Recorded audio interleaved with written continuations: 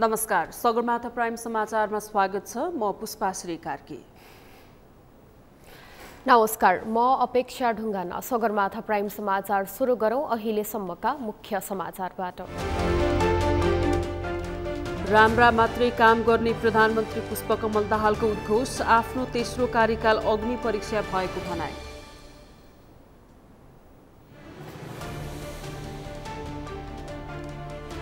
विकास कार्यलाई कमजोर पार्न नदिने भौतिक पूर्वाधार तथा यातायात मन्त्री श्रेष्ठको प्रतिबद्धता, कसैको दबाव र प्रभावमा नपर्ने जिकिर। पर्यटक भिसामा आएर अपराध गर्नेको संख्या बढ्दो, 2 वर्षमा 1000 बढी विदेशी नागरिक पक्राउ, चुस्त अनुगमनको अभाव।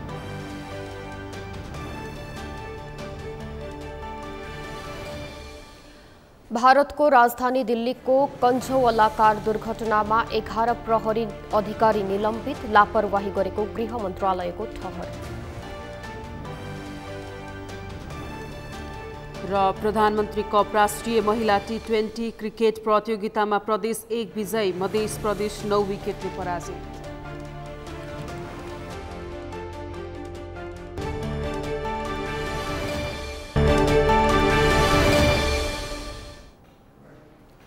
सगरमाथा प्राइम समाचार अब विस्तारमा।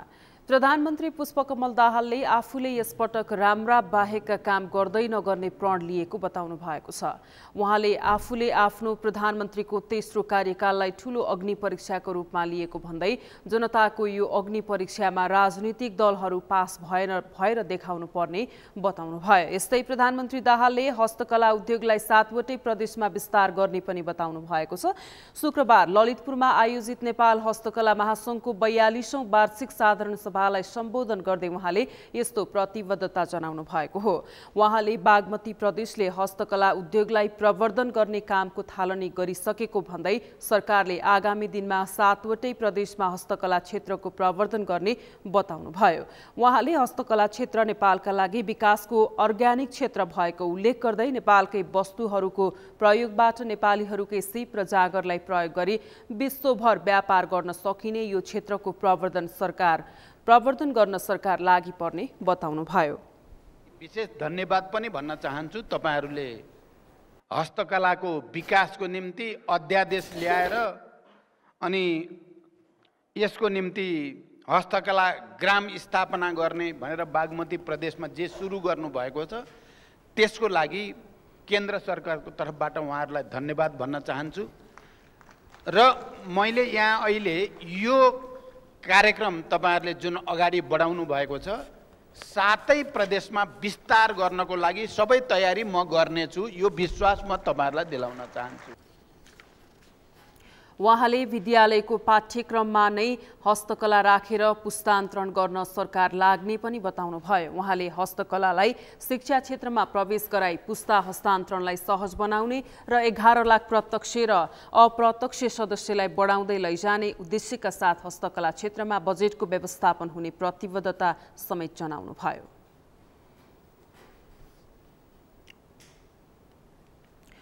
उपप्रधान एवं भौतिक पूर्वाधार तथा यातायात मन्त्री नारायण काजी श्रेष्ठले राज्यले जनतालाई दिने सुविधा र विकासलाई कमजोर पार्ने कुरामा सरकारले कसैसँग सम्झौता नगर्ने बताउनु भएको छ। शुक्रबार काठमाडौँको सोह्रखुट्टे, पानी पोखरी र नयाँ बजार क्षेत्रका सडक अनुगमन गर्ने क्रममा सञ्चारकर्मीहरूसँग कुरा गर्दै उहाँले यस्तो बताउनु भएको हो। उहाँले आफूले कसैको दबाव र प्रभावमा नपरी जनताका समस्या समाधान गर्ने काममा लाग्ने पनि बताउनु भएको छ। प्रधानमन्त्री पुष्पकमल दाहालका घरबेटीले धेरै सडकहरूको बिचली बनाएका छन्, उहाँलाई कारबाही गर्न सक्नुहुन्छ भन्ने सञ्चारकर्मीहरूको प्रश्नमा उहाँले प्रधानमन्त्रीले नराम्रो गर्ने कोहीलाई कारबाही गर्न सक्ने निर्देशन दिनुभएको बताउनु भयो। उहाँले प्रधानमन्त्रीको निर्देशन नै आइसकेकाले प्रधानमन्त्रीलाई उक्त कुरामा जोडेर नहेर्न आग्रह समेत गर्नुभएको छ। उहाँले सडकमा समस्या देखिएपछि भाग्ने नभई सरकारले सम्बन्धित निकायले पूरा गर्नुपर्ने बताउनु भयो। उहाँले जनतालाई भत्किएको र खाल्डो परेको सडक दिने छुट सरकारलाई अब नरहेको पनि बताउनु भयो। देशभरिको चाहिँ यो 1 महिनाभित्र पुर्छौँ भनेर, तर यो खाल्डा पुर्ने कुरा चाहिँ नियमित प्रक्रिया भने फेरि खाल्डा त हुन्छ, त्यस कारणले त्यस सम्बन्धी निकाय पनि छ। तर हाम्रो अहिले कति खाल्डा छन् भनेर हामीले चाहिँ नापेर निकालेका छौँ। हामीले टेक्निक कति स्क्वायर मिटर खाल्डा छ, त्यो कति स्क्वायर मिटर खाल्डा निकालिसकेपछि त्यसलाई कति दिनमा पुर्न सक्छौँ भने 15 दिनमा हामी युद्धस्तरको अभियान पुर्न सक्छौँ भने। तर यसमा दुईवटा समस्या छ। एउटा काठमाडौँ उपत्यकाको सडक हाम्रो मन्त्रालय अन्तर्गत सडक विभागसँग मात्रै छैन, महानगरपालिकाहरू यो अधिकार प्राप्त उच्च स्तरीय बागमती सभ्यता अन्तर्गत छ, बागमती विकास प्राधिकरण अन्तर्गत छ भनेपछि विभिन्न अरू अङ्ग र निकायहरूसँग सम्बन्धित छ। उहाँले सडक कमभन्दा कम खन्न, सडक खन्दा निश्चित जानकारी गराउन र सडक भत्काएका ठाउँमा तत्काल मर्मत सम्भार हुनुपर्ने पनि बताउनु भएको छ। उपप्रधानमन्त्री श्रेष्ठले देशको संघीय राजधानीमा सडकको यस्तो दुरावस्था हुनु राम्रो नभएको बताउनुभयो। उहाँले सुशासन, यातायात व्यवस्था, भौतिक पार्क, पूर्वाधार आयोजनालाई व्यवस्थित र कार्यान्वयन गर्ने योजना बनाइरहेको पनि बताउनुभयो।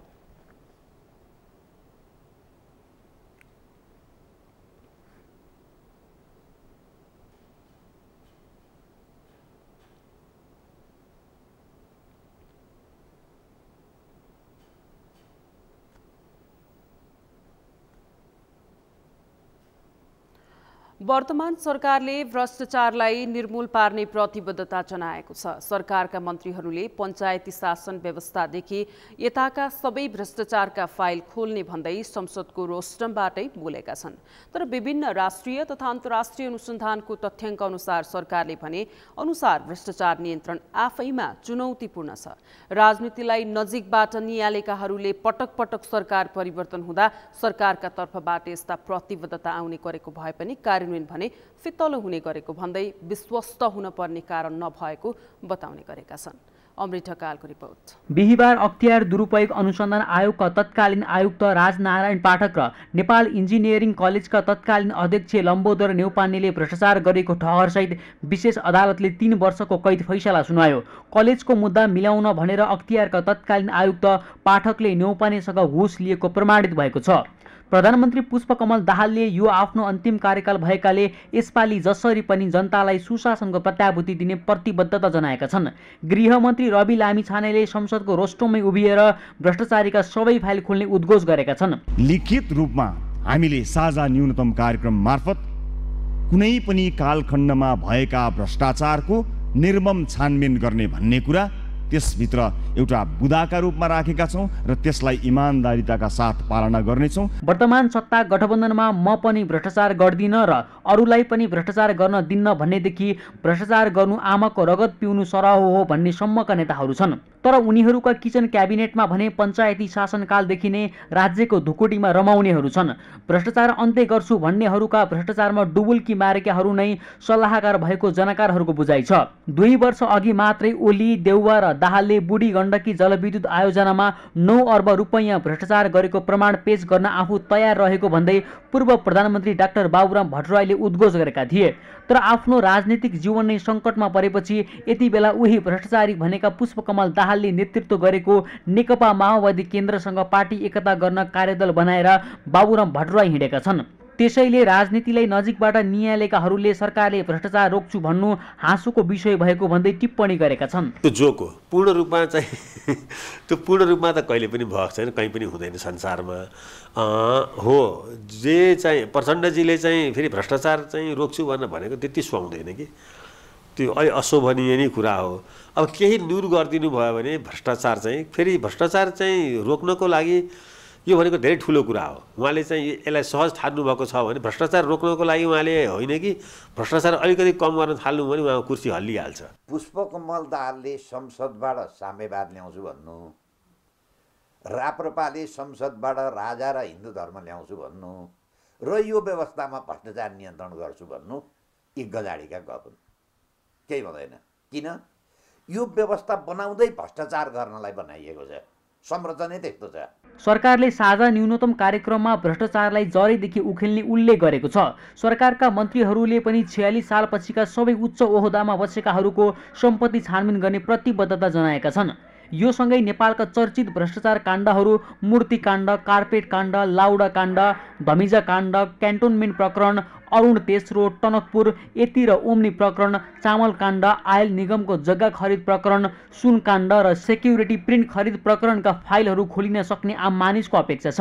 निर्वाचनका ताका सबै राजनीतिक दलहरूले भ्रष्टाचारीहरूको एक गरी फाइल खोल्ने दाबी गरे पनि निर्वाचन जितेर सत्तामा आसीन भएपछि उनीहरूले नै मुलुकलाई थप भ्रष्ट पार्न मद्दत गरेको जानकारहरूको बुझाइ छ।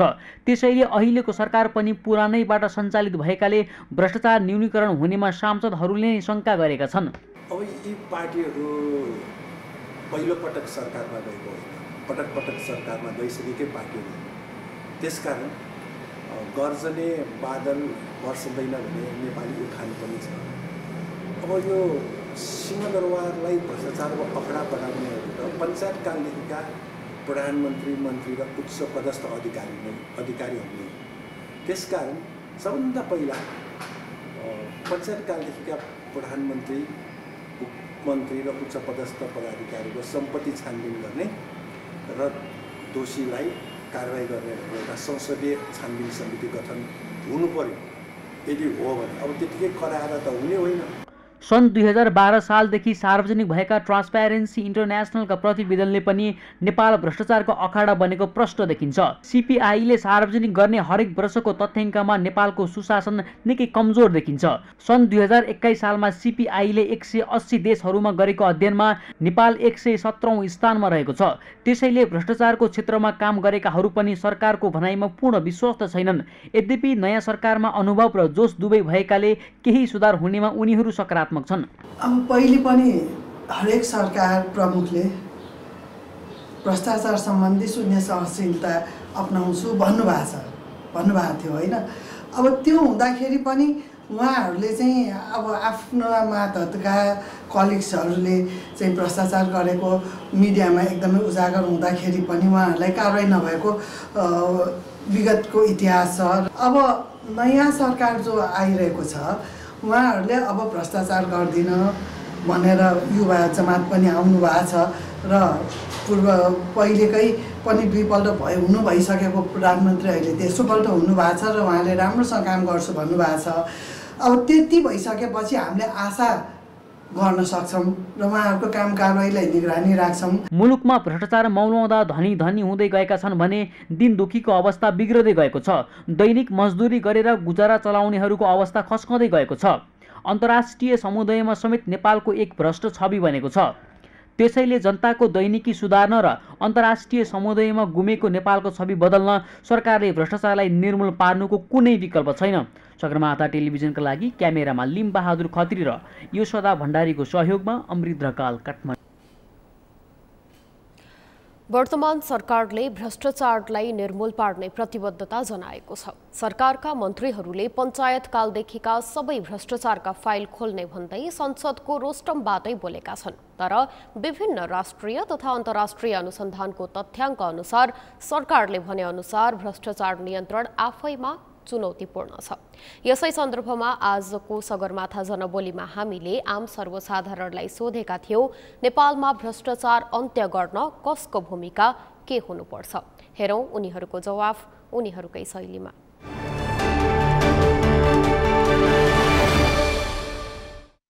यो करप्सन रोक्नको लागि चाहिँ सिस्टम नै चेन्ज गर्नुपर्ने छ। जुन पुरानो हाम्रो भनौँ न अब अग्रज नेताहरू हुन्छ, उहाँहरूले जुन सिस्टम सेट गर्नुभएको छ त्यसलाई चाहिँ अलिकति चेन्ज गर्नुपर्ने देखिन्छ होइन। युवा जेनेरेसनहरू चाहिँ अहिले आउनु भएको छ पोलिटिक्समा, उहाँहरूले चाहिँ केही नयाँ आयाम नयाँ चिज ल्याएर चाहिँ पुरानो सोचहरूलाई अलिकति बदल्नुपर्ने जरुरी देख्छु म चाहिँ।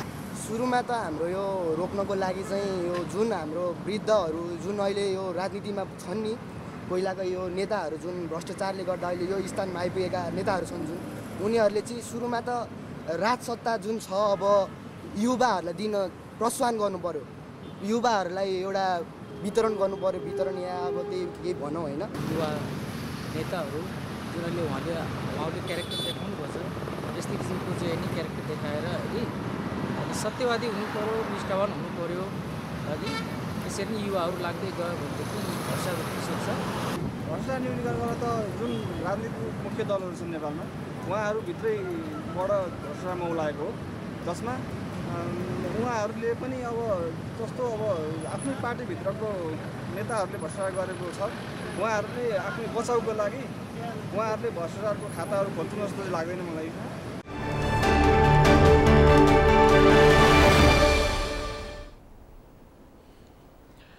नयाँ सरकार गठनसँगै कम्युनिस्ट र गैर कम्युनिस्टहरूको ध्रुवीकरणको विषयले चर्चा पाएको छ।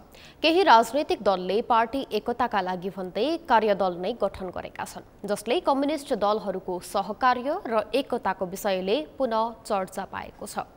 एमाले पुरानो लोकतान्त्रिक वाम गठबन्धन भत्काएर नयाँ सत्ता समीकरणको नेतृत्व लिएपछि पार्टी एकताको विषयको चर्चा चुलिएको हो। तर विचार र सिद्धान्त नै नमिलेका दलहरूसँग गरिएको अप्राकृतिक गठबन्धन लामो समय नटिक्ने विश्लेषकहरूको तर्क छ। यसले मुलुकको राजनीतिमा थप अस्थिरता निम्तन सक्ने उनीहरूको ठम्याइ छ। यशोदा भण्डारीको रिपोर्ट। नेकपा एमाले परित्याग गरेका घनश्याम भुसालले शुक्रबार नेकपा एकीकृत समाजवादीमा प्रवेश गरेका छन्। मङ्सिर 4 को प्रतिनिधि सभा सदस्यको उम्मेदवारीका लागि पार्टीले टिकट नदिएपछि भुसालले एमाले पार्टी परित्याग गरेका हुन्। त्यसपछि उनले प्रतिनिधि सभा सदस्य निर्वाचनमा रूपन्देही क्षेत्र नम्बर 1 बाट स्वतन्त्र रूपमा प्रतिस्पर्धा गरेका थिए। चुनाव हारेका भुसाल शुक्रबार माधव कुमार नेपाल नेतृत्व नेकपा एकीकृत समाजवादी प्रवेश गरेका हुन्। अहिले विभिन्न राजनीतिक दलहरू पार्टी एकता अथवा मोर्चाबन्दीका लागि प्रयासरत छन्। नागरिक उन्मुक्ति पार्टी र जनमत पार्टीबीच कार्यगत एकताको सहमति भएको छ। आइतबार दुवै पार्टीका अध्यक्षबीच भएको भेटवार्तामा 12 बुँदे सहमति सहित मोर्चाबन्दीका लागि सहमति भएको हो। निकट भविष्यमा यी दुई दलबीच पार्टी एकता हुने छनक देखिएको छ। यता उपेन्द्र यादव नेतृत्व जनता समाजवादी पार्टी नेपाल जसपा र सीके राउतको जनमत पार्टी बीच पनि एकता हुन सक्ने पार्टीका नेताहरूले सार्वजनिक रूपमा बोल्दै आएका छन्। आन्दोलनकारी शक्तिहरू विभिन्न ठाउँबाट एक हुनुपर्छ र आफ्नो मागहरूलाई सम्बोधन गराउनको लागि राज्य सत्तासँग र सरकारसँग बारबार पहल गर्नुपर्छ र हुनु पनि पर्छ। र जुन मुख्य मागहरू छ मधेसको समस्याहरू, थरवटको समस्याहरू, यसलाई समाधान गर्दै लानुपर्छ भन्ने हामीलाई विश्वास छ र हुन्छ पनि। प्रधानमन्त्री पुष्पकमल दाहाल नेतृत्वको पार्टी नेकपा माओवादी केन्द्र र बाबुराम भट्टराई नेतृत्व नेपाल समाजवादी पार्टी बीच एकताको चक्र फेरि सुरु भएको छ। यी दुई दलबीच एकता गरेर नेकपा समाजवादी बनाउने तयारी अघि सरेको छ। बाबुराम भट्टराई तिनै नेता हुन् जसले माओवादी अध्यक्षले घात गरे भन्दै 2072 सालमा नेकपा माओवादी त्यागेका थिए। अहिले फेरि तिनै माओवादीको शरणमा पुगेका छन्।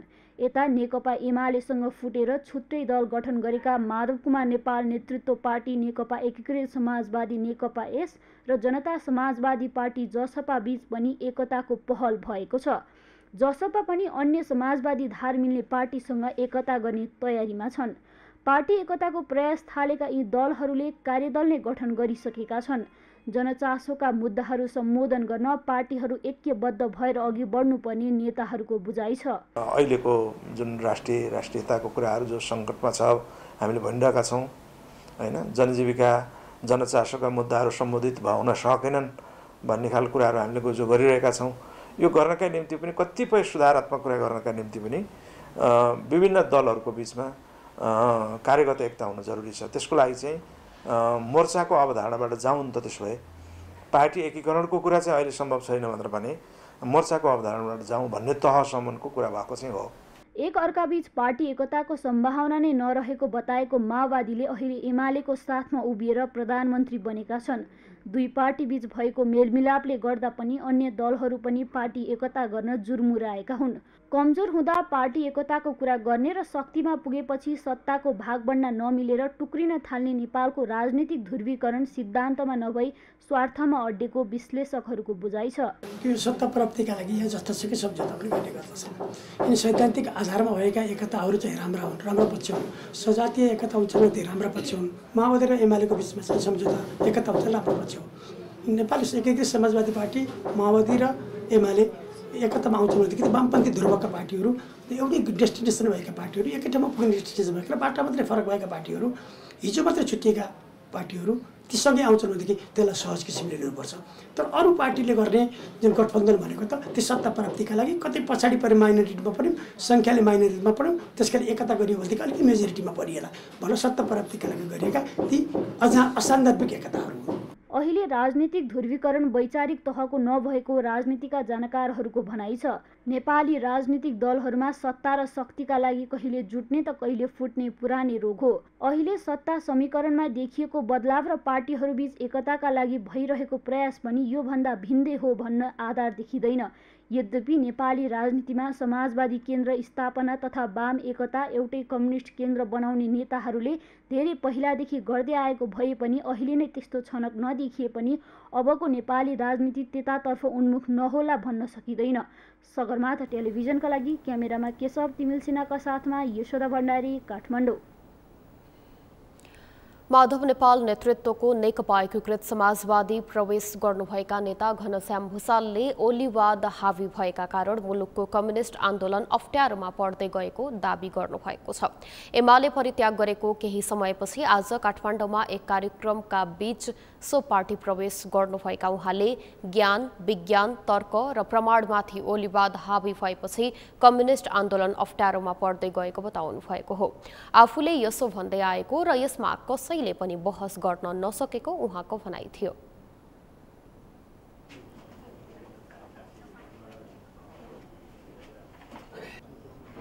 आएका छौँ, खास गरी समाजवादी ध्रुवीकरणको आवश्यकता। अब यो विषयमा एउटा दस्तावेज छ र त्यो दस्तावेजमा हामीले खास गरी 4वटा खण्डहरू 5वटा खण्डहरू राखेका छौँ र त्यो दस्तावेजमा एउटा त अहिलेसम्म हामीले नयाँ शक्ति पार्टी निर्माण गरेर यहाँसम्म आउँदाखेरि के गर्यौँ, के आरोह अवरोहहरू पार गऱ्यौँ, के उपलब्धि भयो, के क्षति भयो, त्यसको विषयमा हामीले समीक्षा गरेका छौँ। दोस्रो निर्वाचनको समीक्षा पनि गरेका छौँ र अब समाजवादी एउटा यो ध्रुवीकरण किन आवश्यक छ त्यो विषयमा पनि हामीले अलिकति जोड दिएर दस्तावेजमा चाहिँ उल्लेख गरेका छौँ र अब कसरी जाने भन्ने पनि त्यसमा उल्लेख छ। अर्थात् यो दस्तावेजले नै सबै एजेन्डाहरू समग्रमा बोकेको छ। यो दस्तावेज बाहेक हामीले एउटा मात्रै एजेन्डा सङ्गठन अर्थात् चाहिँ कार्यविभाजनको बारेमा राखेका छौँ। मोटामोटी यिनै विषयमा हामीले छलफल यो बैठकमा गर्छौँ र भोलिसम्म हामी एउटा निष्कर्षमा पुग्छौँ। यो समाजवादी ध्रुवीकरण भनेकै वास्तवमा अहिले यो पार्टी एकतासँग सम्बन्धित कुरा हो र हामी यो बैठकको अन्तसम्म पुग्दाखेरि मुख्यतः नेकपा माओवादी केन्द्रसँगको पार्टी एकता सम्पन्न गर्नको लागि एउटा हामी वार्ता समिति पनि बनाउँछौँ र त्यसले अरू पार्टीहरूसँग पनि समाजवादी ध्रुवीकरणको लागि आवश्यक छलफल, बहस र पहल प्रयत्न गर्नको निम्ति हामी एउटा अधिकारसहित त्यो निर्णय गर्छौँ। नेता भुसालले आफू अहिले पनि नेकपाकै सदस्य भएको र यसको वैभवलाई एक ठाउँमा ल्याउने काम नेकपा एकीकृत समाजवादीले मात्रै गर्न सक्ने भएकाले सो पार्टीमा प्रवेश गरेको तर्क समेत गर्नुभयो।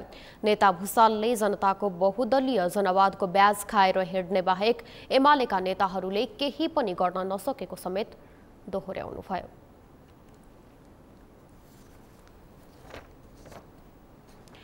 समाचारमा पालो भएको छ विश्रामको। विश्रामपछि पर्यटक भिजामा आएर अपराध गर्नेको संख्या बढ्दो, 2 वर्षमा 1000 बढी विदेशी नागरिक पक्राउ, चुस्त अनुगमनको अभाव। भारतको राजधानी दिल्लीको कञ्झवाला कार दुर्घटनामा 11 प्रहरी अधिकारी निलम्बित, लापरवाही गरेको गृह मन्त्रालयको ठहर।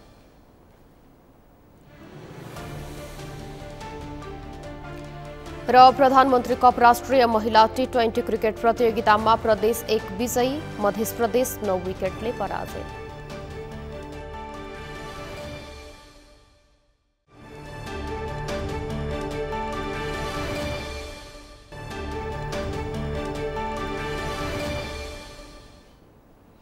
विश्रामपछि सगरमाथा प्राइम समाचारमा पुनः स्वागत छ। अब बाँकी समाचार। नेकपा एकीकृत समाजवादीका सांसद राजेन्द्र प्रसाद पाण्डेले देशभरका सरकारी कार्यालयमा हप्ताको एक पटक नेपाली उत्पादन प्रयोगको सुरुवात गर्न सरकारसँग माग गर्नुभएको छ। आज ललितपुरमा आयोजित नेपाल हस्तकला महासंघको 42औं वार्षिक साधारण सभामा उहाँले सरकारी कार्यालयमा कर्मचारीहरूले हप्ताको एक पटक नेपालमा उत्पादित पोसाक लगाउने प्रक्रिया थालनी गर्न सरकारसँग आग्रह गर्नुभएको हो। उहाँले मन्त्री परिषदको बैठकमा उपस्थित हुँदा मन्त्रीहरूले अनिवार्य रूपमा नेपाली उत्पादन लगाउनु पर्ने व्यवस्था गर्न प्रधानमन्त्री पुष्पकमल दाहाललाई आग्रह गर्नुभयो। उहाँले आगामी दिनमा सरकारले विज्ञान र प्रविधिको अधिक प्रयोग गरी घरेलु उद्योगहरूको प्रोत्साहन गर्नुपर्ने बताउनुभयो। उहाँले आफू बागमती प्रदेशको मुख्यमन्त्री हुँदा बेरोजगार युवालाई रोजगारी सिर्जना गर्न 10,000 युवालाई 3 महिने आवासीय ट्रेनिङ दिने काम सुरु गरेको बताउनुभयो। उहाँले आगामी दिनमा सरकारले 5 लाखलाई वार्षिक तालिम दिने गरी काम अघि बढाए सिपयुक्त नेपालीको देश बन्ने बताउनुभयो। 10,000 युवालाई 3 महिने आवासीय ट्रेनिङ दिने बागमती प्रदेश सरकारले 15 करोड रुपियाँ छुट्याएर काम सुरु गरेको छ र यो हो। यस्तै सिप कलाको प्रगतिको लागि यसले महत्त्वपूर्ण भूमिका खेल्न सक्छ भन्ने खालको कुरा हामीले सोच्यौँ। यो कुरालाई सम्मान्य प्रधानमन्त्रीले ज्यूलाई हार्दिक आग्रह गर्न चाहन्छु। बागमती प्रदेशले 10,000लाई तालिम दियो भने तपाईले यहाँ संघीय सरकारले 5 लाखलाई वार्षिक तालिम दिने गरौँ, सिपयुक्त नेपालीको देश बनाऊ। सांसद पाण्डेले प्रधानमन्त्री दाहाल देशकै बलियो प्रधानमन्त्री भएकाले राष्ट्रको सिप र कलाको लागि आवश्यक कामहरू पूरा गर्न आग्रह गर्नुभयो। बागमती प्रदेशको सभामुखमा राप्रपाका प्रदेश सभा सदस्य भुवन पाठक निर्वाचित हुनुभएको छ। बागमती प्रदेश सभाको आजको बैठकमा सभामुखको मतदानका क्रममा बहुमत प्रदेश सभा सदस्यले पाठकको पक्षमा मतदान गरेपछि उहाँ सभामुखमा निर्वाचित हुनुभएको हो। नवनिर्वाचित सभामुख पाठकले 62 मत प्राप्त गर्नुभएको थियो भने विपक्षमा 39 सांसदले मतदान गरेका थिए। मतदानमा 7 जना तटस्थ बसेका थिए। कुल 110 सांसद मध्ये 1 जना सांसद भने अनुपस्थित रहेको प्रदेश सभा सचिवालयले जनाएको छ। सभामुखका लागि नेपाली कांग्रेसका सांसद शिवराज अधिकारी र नेमकिपाकी सृजना सायोजुले पनि उम्मेदवारी दिनुभएको थियो। नवनिर्वाचित सभामुख भुवन कुमार पाठकले प्रदेश प्रमुख यादव चन्द्र शर्मा समक्ष पद तथा गोपनीयताको शपथ लिनुभएको छ। सभामुख निर्वाचित भएपछि प्रतिक्रिया दिँदै निष्पक्षता, तटस्थता र पारदर्शितालाई प्राथमिकतामा राख्दै बागमती प्रदेश सभामा सबै दललाई समान व्यवहार गर्ने बताउनुभयो। सबैलाई मौका दिने पनि प्रयास हुन्छ र खास गरी भनिन्छ सरकार सत्तापक्षीको हुन्छ र संसद प्रतिपक्षीको हुन्छ।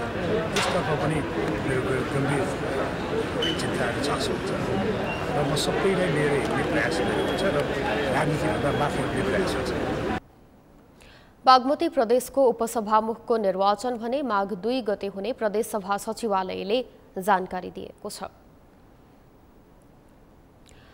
नेपालमा पर्यटन भिजा लिएर आएकाहरू आपराधिक गतिविधिमा संलग्न हुने क्रम बढ्न थालेको छ।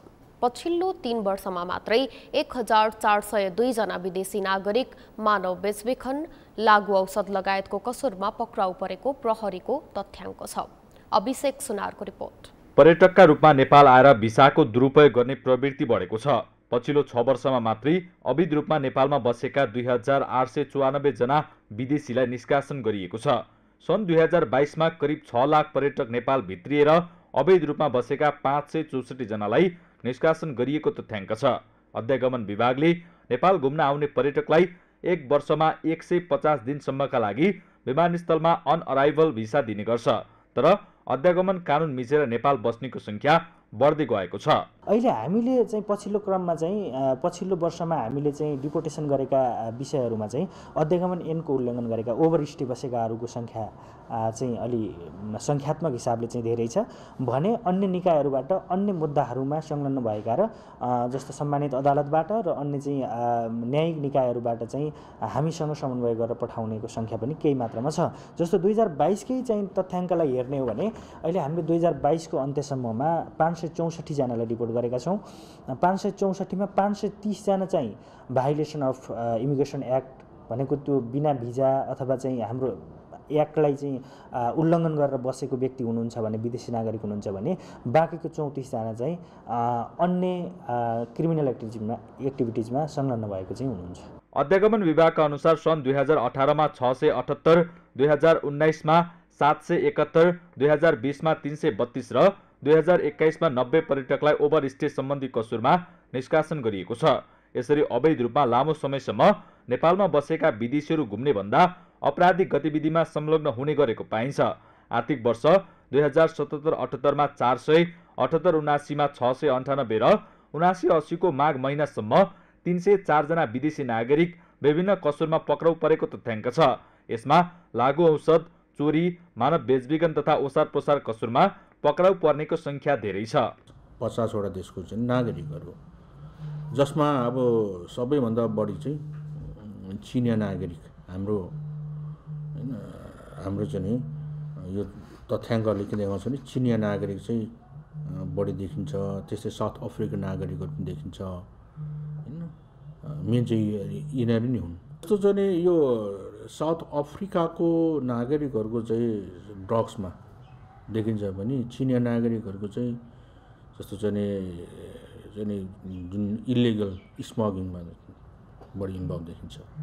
पर्यटन भिसामा आएका मध्ये 50 वटा देशका नागरिकहरू अवैध गतिविधिमा संलग्न रहेको नेपाल प्रहरीको तथ्याङ्क छ। त्यसमा पनि चिनियाहरू बढी सक्रिय छन्। नेपालमा कानुन विपरीतका क्रियाकलाप गर्नका लागि विदेशीको गिरोह नै लागेको पछिल्ला घटनाहरूले पनि देखाएको छ। अनुगमन संयन्त्र प्रभावकारी हुन नसक्दा यस्ता घटना बढेको पूर्व डिआइजी हेमन्त मल्लको ठम्याइ छ। हामीहरू विदेशी जुन हाम्रा ठुला राष्ट्रहरू चाहिँ छिमेकका तिनको दबावमा हामी परिरहेको छौँ। किन योभन्दा पहिला पनि हामीले हेऱ्यौँ नि, ठुल्ठुलो अपराधमा चाइनिजहरू समातिए होइन। समातेपछि त अपराध यहाँ गरेको हो नि त। टार्गेट चाहिँ चाइना होला, अरू देश होला, अपराध यहाँ गरेको हो नि। उनीहरूलाई पहिला यहाँ मुद्दा चलाएर बाहिर पठाउनु पर्ने, तर एकैचोटि उनीहरूलाई बाहिर लिएर जाँदाखेरि हामी कुनै दबावमा परेको हो कि होइन। र दबावमा यदि हामी परेको छौँ भनेपछि अब त्यसले गर्दा के भइदियो भने हामीले अनुसन्धान गर्न पाएन नि। अनुसन्धान नगर्न पाउँदाखेरि के हुन्छ भनेपछि उनीहरूले के गरे, कस्तो गरे त्यो हामीलाई थाहा हुँदैन होइन। त्यसले गर्दा के छ भने चाहिँ भविष्य पनि यदि उनले गरेको बदमासी हामीलाई थाहा छैन भनेपछि हामीले नियन्त्रण पनि गर्न सक्दैनौँ नि त। त्यसले गर्दा त्यसमा हाम्रो पनि के कमजोरी छ जस्तो लाग्छ मलाई। सहज भिसा र कमजोर अनुगमन संयन्त्रका कारण अन्तर्राष्ट्रिय लागु औषध तस्करदेखि बाल यौन दुराचारसम्मका अपराधी नेपाल आउने गरेका छन्। यसको नियन्त्रणका लागि कानुनमा थप कडाई, चुस्त अनुगमन र कारबाहीको दायरा बढाउन आवश्यक छ।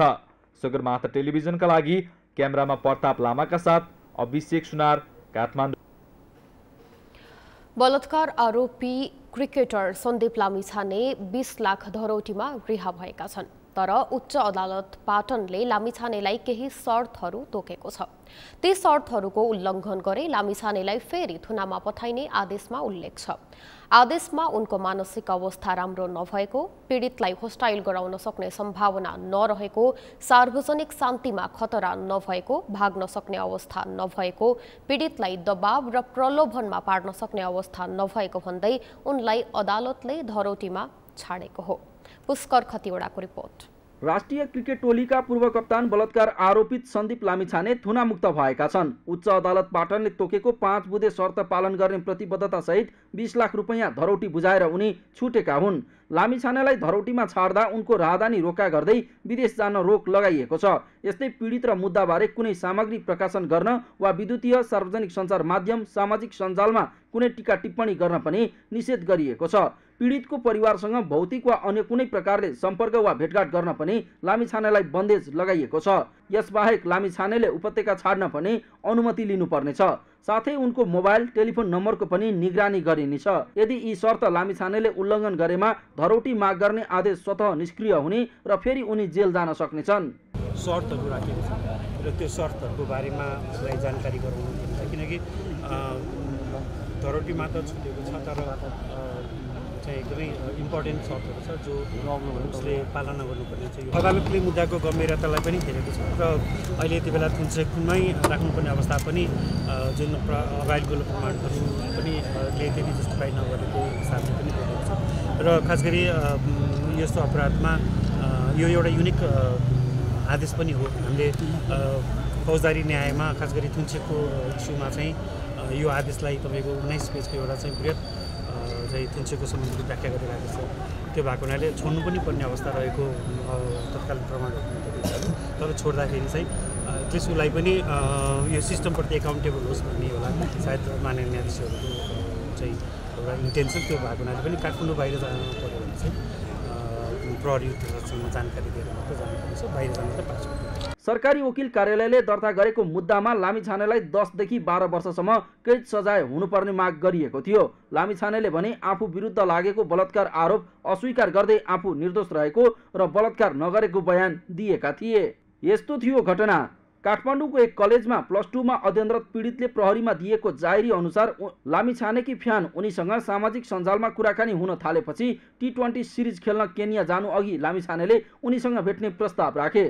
भदौ 5 गते लामिछाने पीडितको होस्टेलमा लिन पुगे र भक्तपुर दरबार स्क्वायरदेखि नगरकोटसम्म घुमाए। तर नियतवश धेरै बेर अल्मल्याउँदै राति 11:55 मा पिङ्गला स्थान स्थित एक होटेलमा ल्याए। पीडितका अनुसार उनले 2वटा कोठा बुक गर्न भने पनि लामिछानेले एउटा मात्रै कोठा खाली रहेको भन्दै कोठा नम्बर 305 मा दुवैजना बस्नुपर्ने बताए। त्यस रात लामिछानेले आफूलाई जबरजस्ती 2 पटक करणी गरेको पीडितको भनाइ छ। अदालतले पनि प्राप्त प्रमाणहरूबाट लामिछाने र पीडित एकै कोठामा रातभर सँगै रहेको पुष्टि गर्दै लामिछानेलाई थुनामा राख्न आदेश दिएको थियो। लामिछाने विरुद्ध जबरजस्ती करणी गरेको भन्दै भदौ 21 गते प्रहरी वृत्त गौशालामा किटानी जाहेरी परेको थियो। त्यसबेला Lamichhane Caribbean premier league CPL खेल्न जमैका पुगेका थिए। उनले त्यहीँबाट कानुनको सम्मान गर्दै स्वदेश फर्किने भने, तर 1 महिनासम्म सम्पर्कविहीन भए। त्यसपछि इन्टरपोलले उनलाई अमेरिकाको फ्लोरिडा लोकेट गरेपछि आत्मसमर्पण गर्न भन्दै लामिछाने नेपाल आएका थिए। नेपाल आउँदा विमानस्थलमै पक्राउ परेका उनलाई जिल्ला अदालत काठमाडौँले 18 कार्तिकमा पूर्वपक्षका लागि थुनामा पठाउने आदेश दिएको थियो। त्यस विरुद्ध उच्च अदालत पाटन गएका सन्दीपलाई धरौटीमा छाड्ने आदेश भएको हो। सगरमाथा टेलिभिजनका लागि क्यामेरामा गौरव खड्काका साथमा पुष्कर खतिवडा, काठमाडौँ। अहिले बर्दियाको थारू समुदायमा माघी पर्वको उल्लास छाएको छ। बर्दिया लगायतका थारू बस्तीमा माघीको रमझम सुरु भइसकेको छ। माघ सुरु नहुँदै थारू समुदाय पुसलाई बिदाई गर्न तथा सरसामान जोहो गर्न व्यस्त देखिन्छन्। बर्दियाबाट मुरली गोडियाको रिपोर्ट। बर्दियाको थारू गाउँ बस्तीहरूमा माघी पर्वको उल्लास छाएको छ। थारू समुदायले अहिले घर लिपोत गर्नुको साथै ढिक्री, रोटी लगायतका परिकार बनाउन व्यस्त रहेका छन्। थारू समुदायले माघी पर्व अर्थात् मकर सङ्क्रान्तिलाई विशेष पर्वको रूपमा मनाउने गर्दछन्। माघीको दिन उज्यालो नहुँदै बिहानै प्रसिद्ध तीर्थस्थल, नदी, दह, पोखरी तथा घरमै नुहाउने गरिन्छ। नुहाउनुभन्दा अगाडि पानीमा वा नदी किनारमा पैसा राख्ने परम्परा रहेको छ। माघीमा नुहाउँदा जल किन्नुपर्ने परम्परागत मान्यताका साथ पैसा छोड्ने चलन कायम रहिआएको छ। नदीमा जानुपर्छ हामीले, नदीमा गएर त्यहाँ चाहिँ म चाहिँ बर्गरको नाटाले त्यहाँ चाहिँ एउटा सेतो चामलको टिको हुन्छ, चामलको टिको लगाएर सबै घर आउँछन्। अनि अब त्यो राति चाहिँ एउटा ढुम्रु गाउने गीत ऊ पनि हुन्छ हाम्रो चलन। अनि प्रत्येक घरका मान्छेहरू चाहिँ मेरो घरमा चाहिँ बर्गरको घरमा चाहिँ त्यो दाउरा लिएर आउँछन्। अनि त्यहाँ आएर अनि जाँड खाने चाहिँ त्यहाँ चाहिँ नाच्ने गाउने अनि चाहिँ एउटा ढुम्रु हुन्छ, ढुम्रु पनि गाउँछन् त्यहाँ। ढुमरु ढुमरु जे बास बसुरी रे नाक सरासोटी आज गुरु भनेर यस्तै यही धरानले गीत गाउँछन्। अचेल थारू समुदायको माघी पर्व मनाउने तरिकामा परिवर्तन आए पनि यसको धार्मिक, सामाजिक र सांस्कृतिक महत्त्व भने उत्तिकै रहेको छ। माघीमा आफ्नो चेलीबेटीलाई उपहार दिने चलन छ। यसलाई थारू भाषामा निसराउ भनिन्छ। माघीकै दिनबाट 1 वर्षको लागि परिवारको घरमूली छान्ने, आर्थिक समृद्धिको लागि वार्षिक योजना बनाउने, भोज, विवाह, अंशबण्डा लगायतका कार्यको थालनी गर्ने गरिन्छ। यसका साथै गाउँटोलका लागि नेतृत्व गर्ने भलमन्सा, बडघर, अँधेरिया, चिराखी गाउँ गुरुवा चयन गरिन्छ। यस्तो भनौँ कि मानौ एउटा टोलमा तपाईको चाहिँ बङ्गुरको मासु कति बनाउने, कुन बाटो खन्ने, कुन चाहिँ ग्राभिल गर्ने, त्यो चाहिँ जम्मै बखेरीमा नै हुन्छ हाम्रो। तर जुन परम्परा चाहिँ भोज, बिहा, भतर यताउति चाहिँ थियो, बर्गरलाई सोध्नुपर्ने थियो, त्यो चलन चाहिँ अहिले छैन। अहिले चाहिँ हालमा आएर बर्गरसँग चाहिँ यो विकास गर्नु पर्यो भन्ने चाहिँ छ। त्यो माघीमा बङ्गुरको चाहिँ मासु भनौँ, खसीको मासु अथवा चाहिँ भोज बिहामा कति खर्च गर्ने, के गर्ने भन्ने चाहिँ जम्मै त्यही दिन नै छलफल हुन्छ। माघी नुहाएपछि पुर्खा मान्नेजन सबैलाई उमेरको वरियाता अनुसार सेवा ढोग गर्ने चलन रहिआएको छ। यसलाई सेवा लग्न भनिन्छ। हप्ता दिनसम्म मनाइने माघी पर्व अन्तर्गत थारू समुदायले विभिन्न नाचगान तथा सरसल्लाह गरी मनाउने गर्दछन्। हामी भनेको तीर्थ भनेको ए मान्छौँ। हामी चाहिँ धार्मिक विश्वास यसमा माघी सङ्क्रान्तिमा नुहाउन जाँदाखेरि के हुन्छ त, जस्तै 10औं वर्ष बितेर पनि चाहिँ बालबच्चा नभएको कारणले कोही ठाकुरद्वारा जान्छ, कोही डौहा जान्छ, कोही आफ्नै ठाउँमा तीर्थ बस्न जान सकेको कारणले त्यही तीर्थ मान्छौँ। हामी त्यो धार्मिक विश्वासले चाहिँ मानिराखेका छौँ। हामी अब यो बालबच्चा भइराखेका छन्, हामीले विश्वास छ, यसको लागि हामी एकदम विश्वासै छ। हेर्नुहोस्, थारू समुदायमा पुसको अन्तिम दिन घर घरमा सुँगुर काट्ने चलन छ। यो दिन देवी देवतालाई साँची राखेर गुनासो मनमुटावलाई त्याग्ने गरेकाले पारिवारिक सम्बन्धमा सुधार आउने गरेको विश्वास गरिन्छ। अहिले के छ भने अब बुढाहरू चाहिँ हामी चाहिँ अब भित्र बस्ने भइहाल्यो, नाचगानमा जाने भएन। अब केटाकेटीहरू चाहिँ पुराना चाहिँ राम लक्ष्मणका गीतहरू, पाण्डवका गीतहरू जान्ने भएनन्। त्यसोसले अब उनीहरू के गर्छन् त, डिजेहरू चाहिँ प्रयोग गर्ने। जति त्यो डिजेमा चाहिँ ठाडो गीतहरू छन्, मादलहरू छन्, त्यसैको तालमा नाच्ने र अरू चाहिँ त्यस्तो डान्सहरू गर्ने। त्यो चलन चाहिँ अहिले लागेको छ। नत्र चाहिँ हामी पहिला पुर्खादेखि हामी त्यहाँ थिएन। अहिले 70 सालदेखि बल्ल चाहिँ यो चाहिँ लागु हो। 70देखि उतातिर हामीले जम्मै मादलबाटै थियो। त्यसो चाहिँ अहिले फरक पर्यो। हेर्नुहोस्, माघी मनाउन माइती आएका छोरी चेलीहरू घर फर्किने बेलामा निसराउ लिएर जाने प्रचलन समेत थारू समुदायमा रहेको छ। सगरमाथा टेलिभिजनका लागि बर्दियाबाट मुरली गोडियाको रिपोर्ट। मुक्त कमलरी विकास मञ्च कञ्चनपुरले माघी पर्वको अवसरमा थारू माघी मिलन सांस्कृतिक कार्यक्रम आयोजना गरेको छ। कार्यक्रममा भीमदत्त नगरपालिकाका नगर प्रमुख पद्म बोगटीले माघी पर्व थारू समुदायको महत्त्वपूर्ण पर्व भएकाले यसको जगेर्ना गर्नुपर्ने बताउनु भएको छ।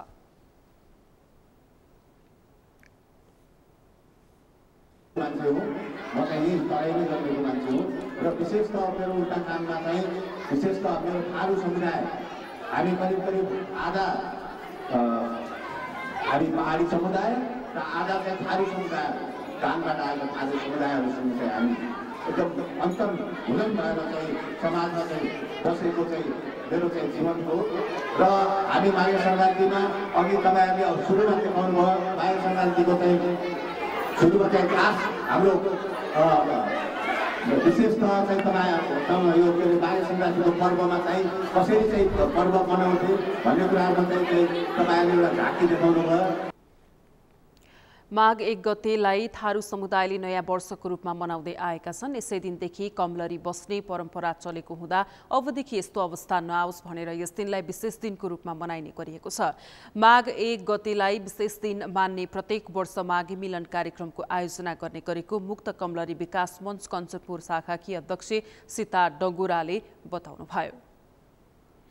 माघीमा गाउँघरमा ढोग स्यावा लाग्ने, दिदी बहिनीलाई कुशेली सहित भेट्न जाने, मगौटा नाचको आयोजना गर्ने, अंशबण्डा गरिने, गुरुवा केसुवा र बडघर चुन्ने लगायत कार्य चल्दै आएको छ।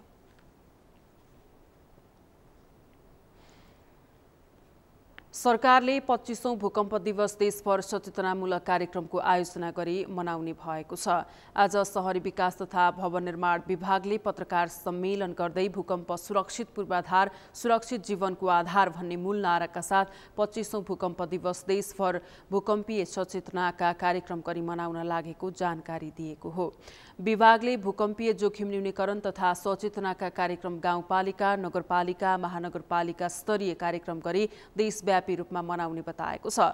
पत्रकार सम्मेलनमा शहरी विकास तथा भवन निर्माण विभागका महानिर्देशक सुरेन्द्र मोहन श्रेष्ठले 25औं भूकम्प दिवस मूल समारोह काठमाडौँको कमल पोखरीमा माघ 2 गते आयोजना गरिने बताउनु भएको हो। उहाँले भूकम्पीय जोखिम न्यूनीकरण गर्न, सुरक्षित भवन निर्माण गर्न राष्ट्रिय भवन संहिता कार्यान्वयन गर्नुपर्ने बताउनु भएको छ। उहाँले स्थानीय तहहरूमा प्राविधिक जनशक्तिको कमी र घर धनीहरूमा जनचेतनाको कमी, निर्माण कार्यमा प्राविधिक कमजोरी, निर्माण सामग्रीको गुणस्तर नियन्त्रणमा कमी र सरकारवाला निकायहरूबीच सहकार्य र समन्वयको कमीले भवनसहित अपेक्षा गरे अनुसार कार्यान्वयनमा आउन नसकेको बताउनुभयो। उहाँले वैज्ञानिकहरूले नेपालको पश्चिम क्षेत्रमा करिब 500 वर्षसम्म भूकम्प नगएको ऊर्जा सङ्कलित भएर बसेकाले ठूलो विनाशकारी भूकम्प आउने प्रबल सम्भावना रहेको बताइरहेको समेत बताउनुभयो। उहाँले भवन संहिता कार्यान्वयनको महत्त्व र विद्यमान भूकम्पीय जोखिमको बारेमा व्यापक प्रचार प्रसार गरी जनचेतना अभिवृद्धि गर्ने कार्यक्रमको मुख्य उद्देश्य भएको पनि बताउनुभयो। सगरमाथा प्राइम समाचारमा पुनः पालो विश्रामको। विश्रामपछि भारतको राजधानी दिल्लीको कंसवाल कार दुर्घटनामा 11 प्रहरी अधिकारी निलम्बित, लापरवाही गरेको गृह मन्त्रालयको ठहर।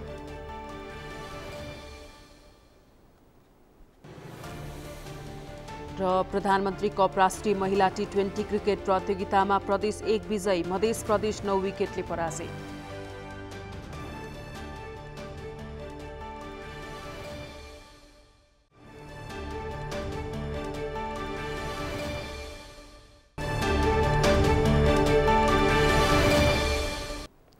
सगरमाथा प्राइम समाचारमा अब पालो अर्थ समाचारको।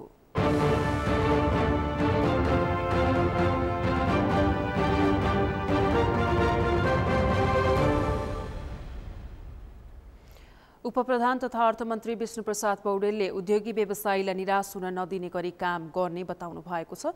शुक्रबार मन्त्रालयमा नेपाल राष्ट्रिय व्यवसायी महासंघले बुझाएको ध्यानाकर्षण पत्र बुझ्दै अर्थमन्त्री पौडेलले सरकारले सबै उद्योगी व्यवसायीहरूलाई निराश हुन नपर्ने गरी काम गर्ने बताउनु भएको हो। उहाँले सरकारले व्यवसायीहरूको माग र सुझावहरूलाई तत्काल समाधान गर्न नसके पनि छलफल र संवादका माध्यमबाट विस्तारै सम्बोधन गर्ने प्रतिबद्धता जनाउनुभयो।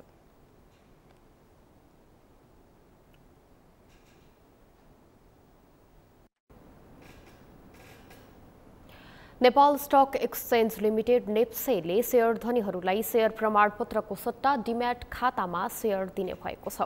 नेप्सेले नेप्सेका शेयर धनीहरूलाई नेपाल सरकारले लगानी गरेका संस्थाहरूको डिम्याट गर्ने अर्थ मन्त्रालयबाट पत्र आएकाले प्रमाणपत्र नभएर शेयर धनीलाई डिम्याटमा शेयर दिने तयारीमा रहेको बताएको छ।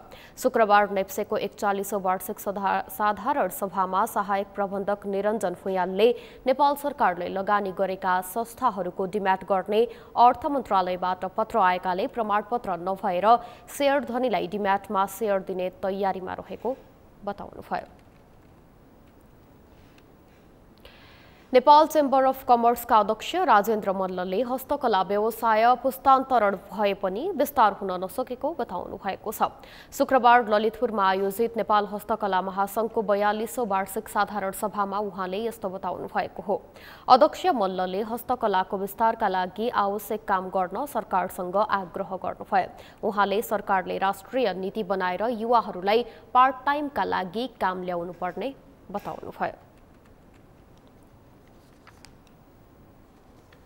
समाचारको अन्त्यमा मुख्य समाचार फेरि एकपटक।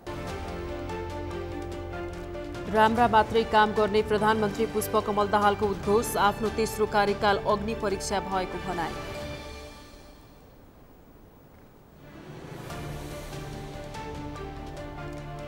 विकास कार्यलाई कमजोर पार्न नदिने भौतिक पूर्वाधार तथा यातायात मन्त्री श्रेष्ठको प्रतिबद्धता, कसैको दबाव र प्रभावमा नपर्ने जिकिर। पर्यटक भिसामा आएर अपराध गर्नेको संख्या बढ्दो, 2 वर्षमा 1000 बढी विदेशी नागरिक पक्राउ, चुस्त अनुगमनको अभाव।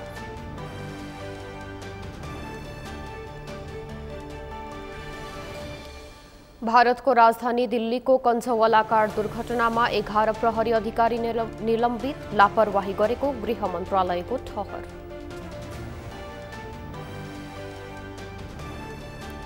र प्रधानमन्त्री कप राष्ट्रिय महिला टी20 क्रिकेट प्रतियोगितामा प्रदेश 1 विजयी, मध्य प्रदेश 9 विकेटले पराजय।